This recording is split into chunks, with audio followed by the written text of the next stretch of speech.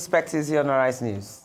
In exploring potential connections between the Diddy saga and the Nigerian music industry, we have Olisa Adibua, one of Africa's leading music executives with over 25 years in entertainment.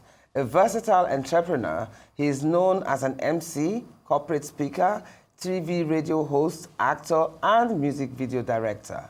Active since 1988, Olisa has been pivotal in African electronic media and co-produces Afrima, Africa's top music awards, leaving a significant mark on the industry. So good to have you here with us, Olisa. Great to be here. It's great to be. Thank you for inviting me. Yeah, it's so good to have you. Anyway, with the incident of the Diddy saga, being accused of debauchery, homosexuality, sex trafficking, blah, blah, blah, how do you think these challenges affects, how do you think this affects the challenges our own musicians face in Nigeria? Do you understand? How can artists protect their reputation? Because a few of them have been linked to PDD and now they've been, portrayed or as also homosexuals, and some of them are saying that it's their alliance with PDD that got them to where they are in life, and what have you.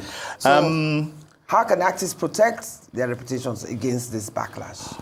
Well, I mean, the Diddy story has been around for a long time. Rumors have been circulating. I mean, before the emergence of social and digital media. And people always speculate. I mean, with social media, the rumor mill went into overdrive and everything. So Diddy is such a giant, a colossus in the music industry that you cannot tarnish every person who's ever had links with him, through their career. Diddy's been there for more than 30 years now. Yeah, but this debauchery and everything has happened over decades too. What we have now is he's going to have his day in court. There's an indictment there. It's a long one. It's 14 pages. And the indictment is to do with sex trafficking and sexual assault and all that. So I don't think anybody who's had dealings with Diddy through the music industry has anything to worry about. The only people who should be worried are those who were in his inner team. Participants. Yeah, those who enabled him. There's a lady, one of his former PAs, a lady called Laura, who's, is gonna affect her and those who were maybe bodyguards or people who were pimping for him and doing such things. It's like a mirror of the Jeffrey Epstein case. Epstein is gone. Only one person has gone to jail. That's Ghislaine Maxwell, his former fixer. And even now, at that time when Epstein was still alive, there were all kinds of names being bandied around about politicians, big tech billionaires, entertainers flying on Epstein's private jet to the island and everything. So the same way, Diddy's parties were notorious, hedonistic, the freak-offs. So for the Department of Justice in America to pull up to a hotel and pick you up, that means they feel they have a tight case on you. So we have just wait and don't get caught up by the rumors and whatnot. Yeah, and I don't think our own people or people in the industry who've had dealings with him, maybe you've done a show with him or you recorded something with him, it doesn't tarnish anybody's reputation, because they are who they are. And people will always speculate about you, no matter what. That's the price you pay for fame and fortune. Now, but now that you said that, I mean, I totally agree with you. There are some of our stars that have earned their merits in the industry, and it's unfair, especially if they're not that way inclined, for insinuations to be made that they got there because, through the back door, so to speak. So how do such artists protect their own images? Can they sue these people making these accusations? Or should they just let it ride past? I think that if someone, makes an accusation, whether it's a slander or libel, I'm going to call my lawyer. I mean, they should take them to court. Because you've been in the industry 10, 20 years, you worked hard, and you don't need anyone coming up, some idiot coming up and saying, because, you might make the story get bigger, but you have to protect. Because if you don't say anything, that silence, people will say, exactly. That person really is that way. So I think, if somebody makes a very strong, accusation or defames you in any way, I think the best thing, don't take the law into your own hands. Just call your lawyers and get it sorted out, and really let the person feel the full brunt of it, because they wouldn't get away with that in America or Europe or any other country. So why should they get away with Nigeria? So I don't think they have anything to worry about. Those who work with Diddy, those ones are. They're probably worried about what he's going to say, what the indictment will be about, and because if you're going to use that to measure everybody, did he work with so many people for decades? Big names in the music industry, big name. I mean, this man had the key to the city of New York, key to Miami. I mean, this guy got a Vanguard Award from MTV. So he's too, you can't use that yardstick. So I don't think anyone should be worried about that. But what parallels do you see between the allegations against Diddy and the behavior of some music industries in Nigeria? Our industry, the music, the entertainment industry, not just music specifically, but entertainment industry is, it's a very intoxicating sector. So, and there's a lot of temptation. Somewhere where an industry where you have a lot of high gains and you have a lot of young people, and so there is a tendency for people to be to get carried away with it, the whole aura of being in there. And also when you have young people tend to, there's certain things that will happen to them. Some can get influenced and get, led astray. And others can get carried away by the environment they're in. And then there are people, I mean, I'm not saying everybody, is a saint. There are people who are, who will take advantage of you. If you're not rooted, if you're not, a very strong-willed person. So you need to be strong-willed, you need to understand what you're going into, and you need to be focused on, okay, this is what I want to do. This is why I came to this thing. So don't get yourself into a position whereby you're going to have to do things that you might regret. So how do you avoid being in that position in the first place? Because I've also heard rumors about cultism, about Aye fraternity, about code of silence, that even if you're abused physically, you sort of, seal your lips and take it in your stride because you're looking at the gains. So how do you avoid such exploitations? I think the best way is to don't... First and foremost, these exploitations, do they exist? There are elements. These fraternities and cultism. I mean, we know that the fraternities in Nigeria and beyond Nigeria. Yeah, but in the music industry, is it profound? Obviously, there are some players in the music industry who probably from the days of being in university or secondary school would have joined those fraternities. And they say when you join, it's very hard to leave. So did they try to initiate some of their artists into this? So I think it's about choices. If you decide to go into it, you have to go into your eyes wide open. I'm not saying that. But these are young. So that's what they're young, impressionable people. So there are people who they shouldn't go into this business without family and friends involved. Is it just family and friends? What about lawyers? Lawyers are crucial, but family and friends, right? The reason why I say family and friends, because lawyers are there for the money. The family and friends are the ones who love you unconditionally. Yeah, but the family is just as hungry as you are. I mean, some of these people came from Ajikule, from very so a lot of them come from abject poverty. But what I'm saying is that you have to have people who have your back, not because of what they can get out of it, but who, if you don't make it, they're still going to love you unconditionally. So that's why I'm saying family and friends. You notice that for you to survive, you need to have a good team. I mean, those who are doing well in this industry have a great team around them. And I always say, how did they get the great team? They didn't get it from scratch. No, because you don't go in there alone. I always tell people, don't go and sign get a contract. Don't sign the contract until you've had a qualified lawyer go through the contract. So that means the lawyer does play a major role. Definitely, the lawyer, accountant, those are important. But that's for the business side. But for you as a person, to protect you, not just from the contract, but to protect you as a human being. You need to have good family and friends around you. Okay, go on. I need to ask one question. Yeah. Because most of these artists start from nothing. Right. They have nothing. They grew up in Ajegunle or Surulere or whatever. They're coming from the slum, you know, and they've now made it big. Now, at the time when they need their interests protected, they cannot afford a lawyer or accountant. The executive producer can afford this. Right. So how is the interest of the artist protected? Well, that's why the musicians have a union. But a lot of there's a union. There is a union. It's called P-Man. But is P-Man still very effective? It's still very active, and it's even stronger now. So if you now meet somebody, I'm an upcoming artist. Yeah. I have 1 or 2 songs. You know, they always have tens of songs. I have 3 or 4 or 5 songs that I want to promote. And then you, as my older friend or as a friend, you listen to it and you think, oh, there's potential here, but you need to be under a record label, blah, blah, blah, blah, blah. So tell me how I start from the beginning to the end. As in, how do I get a lawyer that will protect my interest? How do I get an accountant that will protect my interest? How long should I be with a record label before I now know that I can exit as and when I want to?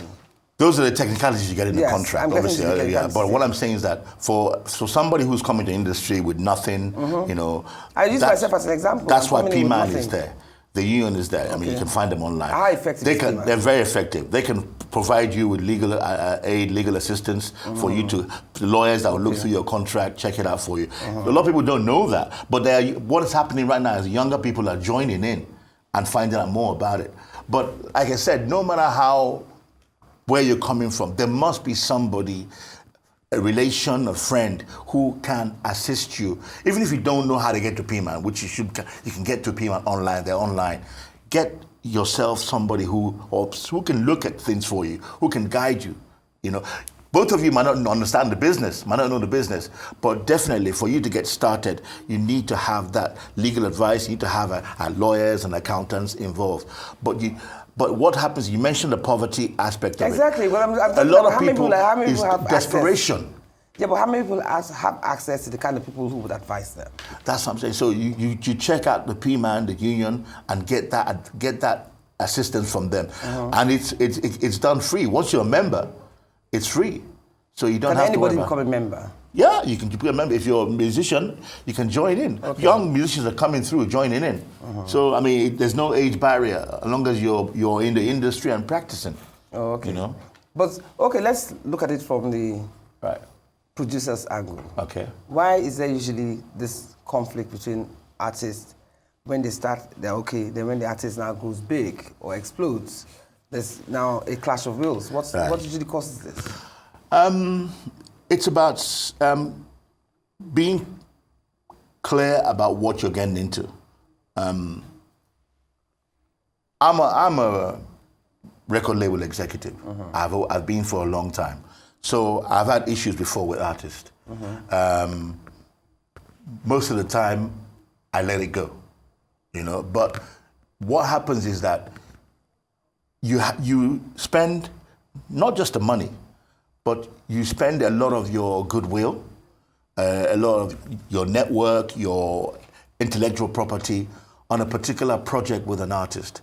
There's a lot invested in that.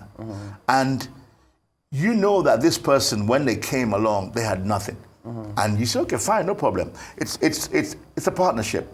They're bringing the talent, you're bringing the structure, the financing, and the power for promotion and marketing and distribution.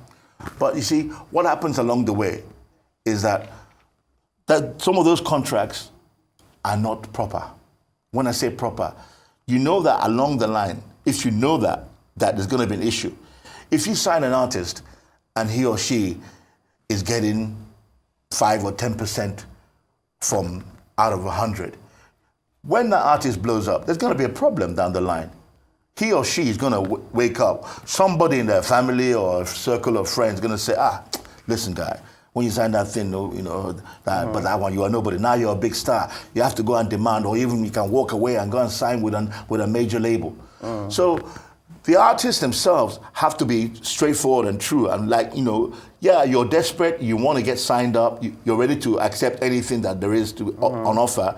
But then you know that down the line, once you get that whiff of fame, once you get a bit of success, you're going to start demanding.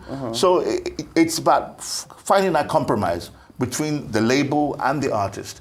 It's something that's been going on for, way before I was born. There've been fights between, even when I was younger, people like Prince and George Michael on the international scale had their fights with their record labels and stuff like that. Artists are always a loggerheads with record labels.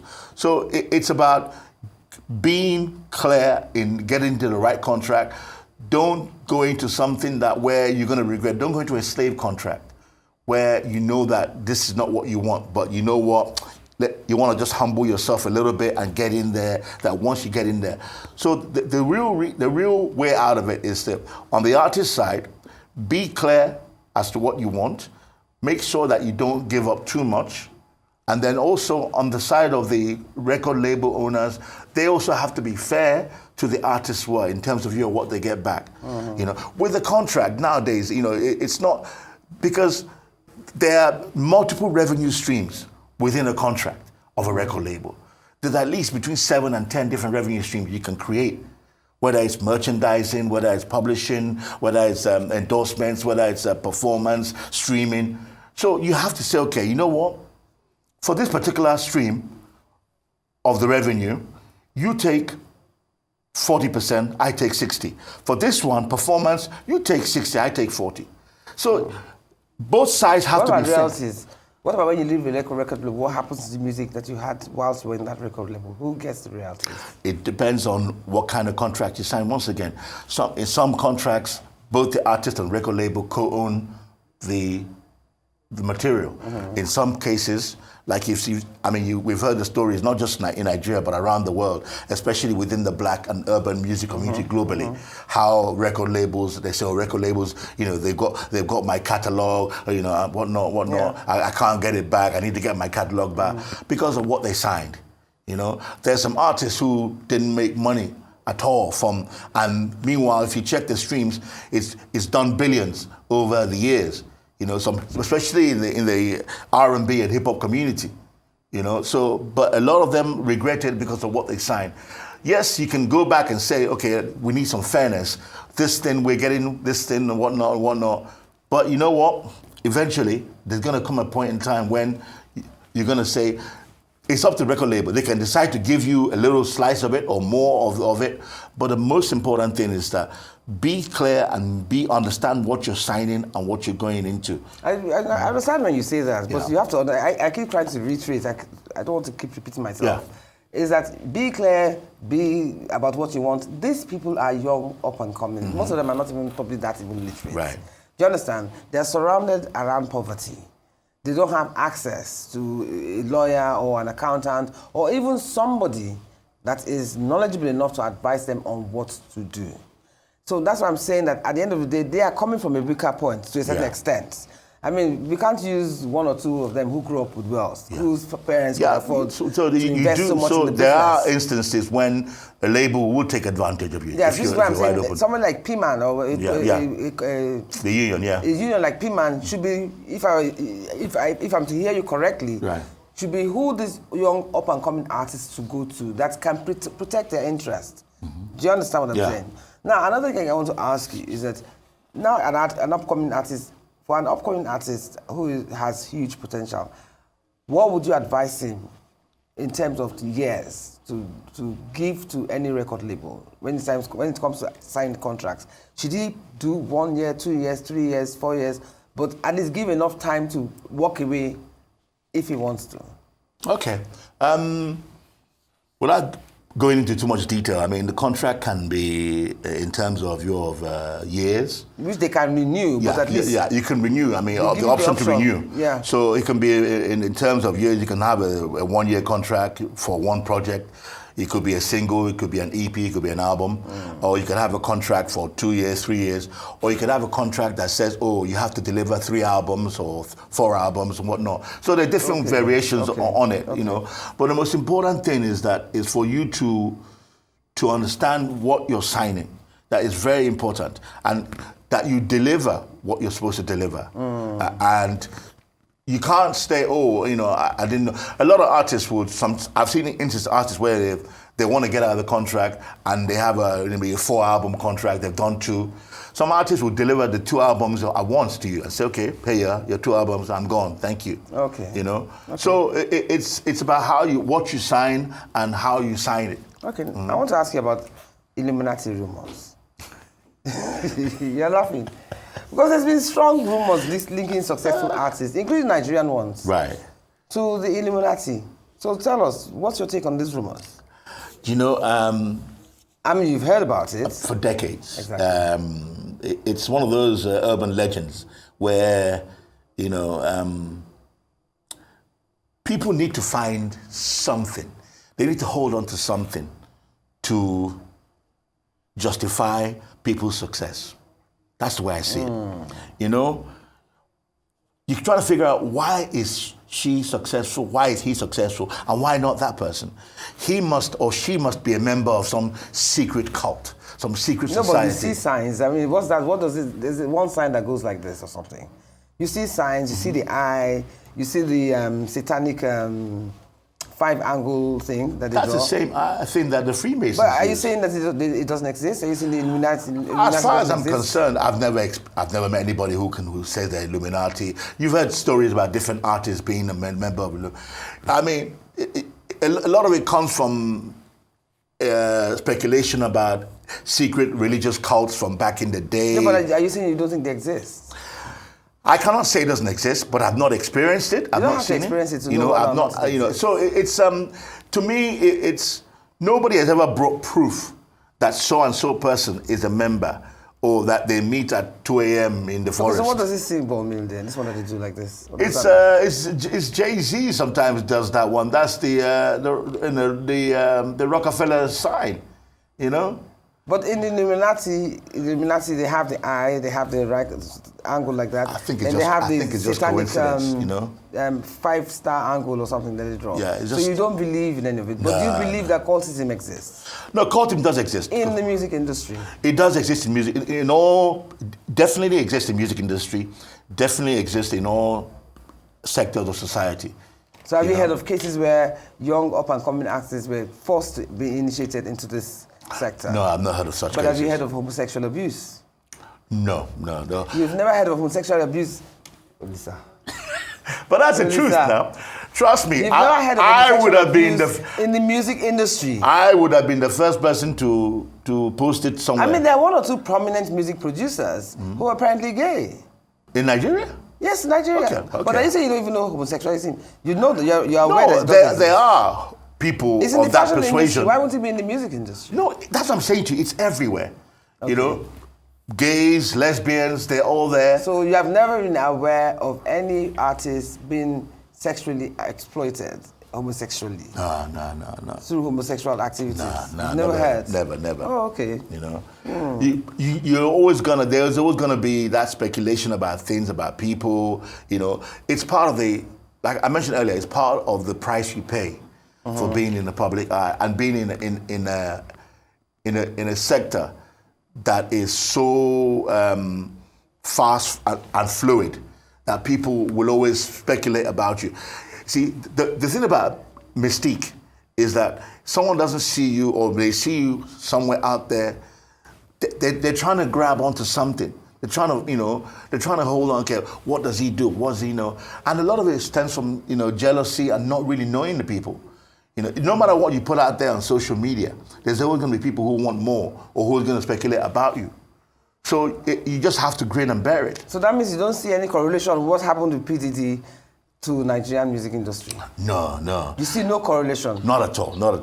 The only correlation I see is what's been happening in the music industry globally, in terms of executives leaving, the whole industry being, for want of a better word, restructured. But I think the music industry in America and Europe is going through some sort of seismic shift because it's at a crossroads. They're not sure where to go next or what to do next. Okay. People say, oh, because I didn't know it. Had nothing. Diddy being arrested or being indicted had nothing to do with people resigning from different labels. Okay. It was basically based on the fact that the industry like has come to a point whereby it's not, the money is slowing down. The income is slowing down for the big boys. That's the Universal, Warner, Sony. So they now have to rejig, find out what's going on. And a lot of this also has to do with social media? No, but, well, yeah, social media in by way of TikTok. Okay. See, they got lazy and greedy because the old way was you would sign an artist, even sign 10 artists in 1 year. Not all of them would make it. Maybe 2 will blow up. But you sign them, incubate them, develop them with your A&R team, your marketing, your promotion, distribution, boom. You release them. So much. But now it's about TikTok and microwave music. So it caught up with them. Thank you so much, Adibua, for the most insightful conversation. Even though I tried to pull your leg out, you refused. No. Next time. I'm here for you anytime. Thank you so much. The truth will set you free. Exactly.